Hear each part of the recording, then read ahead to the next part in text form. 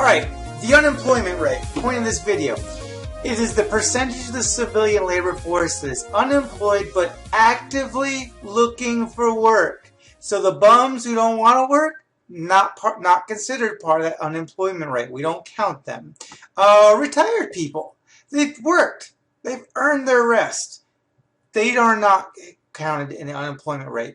So if you hear a number like 15% unemployment, 8% unemployment, that means that's the percentage of the population of people who want to work and are looking for jobs but have not been able to get hired.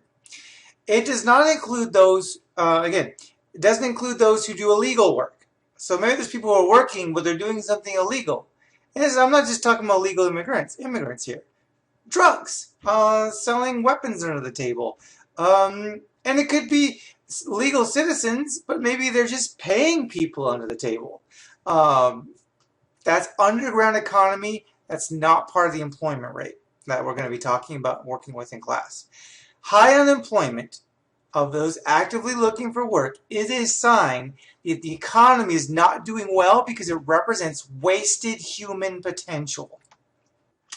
Okay, so what is unemployment? Because unemployment and a term we're going to get into called inflation, and we've talked about in class, are very interconnected. But there's four kinds of unemployment. First, there's cyclical, and that's the kind of unemployment that happens with the business cycle. As we go towards a trough, into recession, jobs get lost. As we go into recovery, jobs get gained, are gained, or people find them, and then up and down. Not just the same person going up and down, but just the average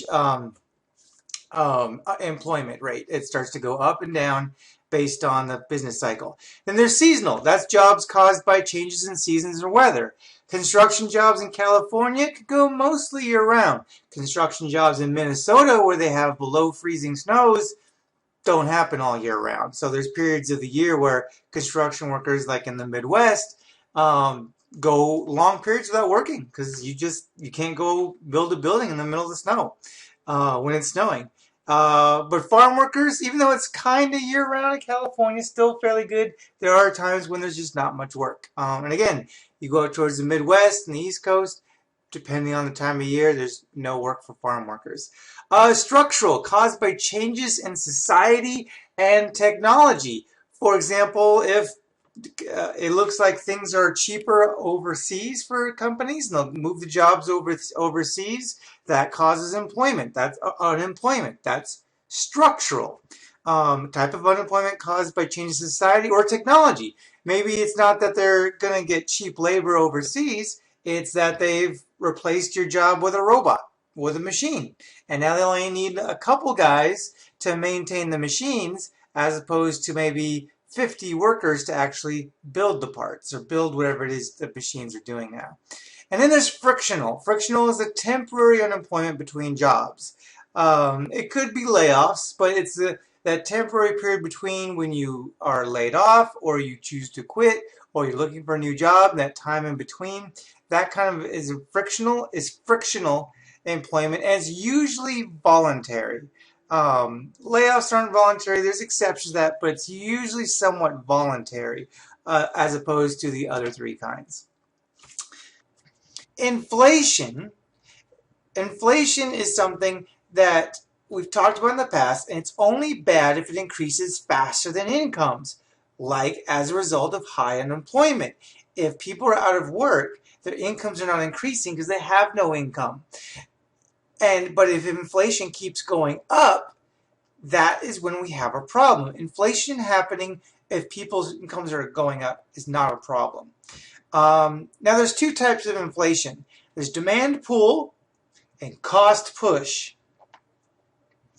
Demand pull is when prices rise. I mean, that's inflation. Prices rise as the result of excessive business and consumer demand. So there's more demand and more business activity than suppliers can keep up with, and that will pull prices up. Demand is pulling inflation up.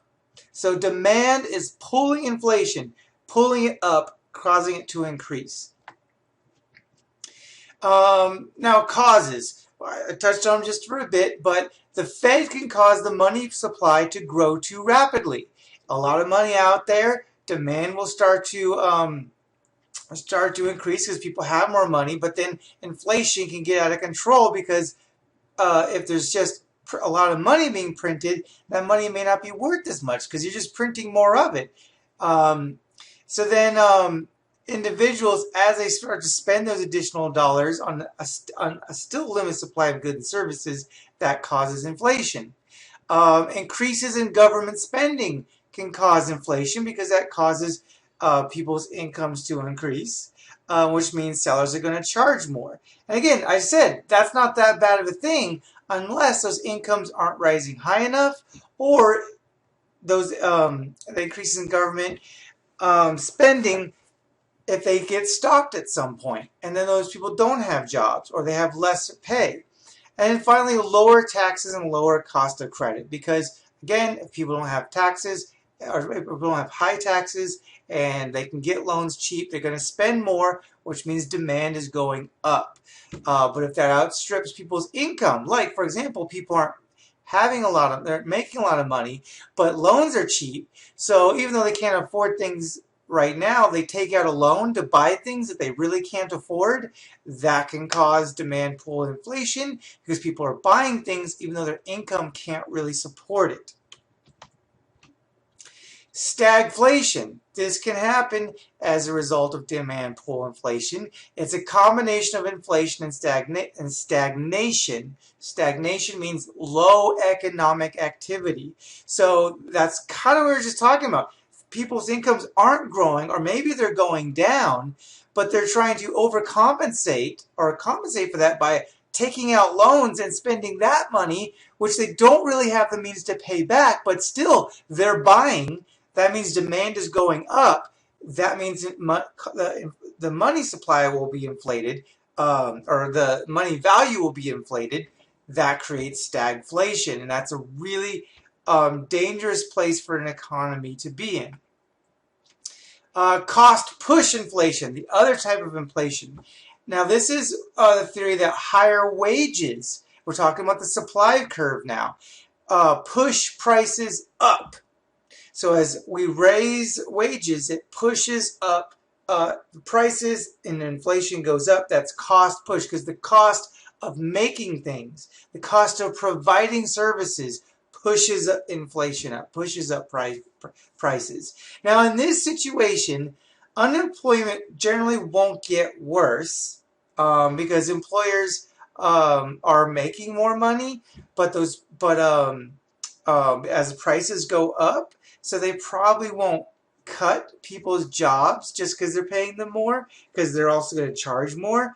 But they're not going to expand their employment base. They're not going to make unemployment get better by driving it down by hiring more people, because they're afraid of hiring these newer, higher wage positions.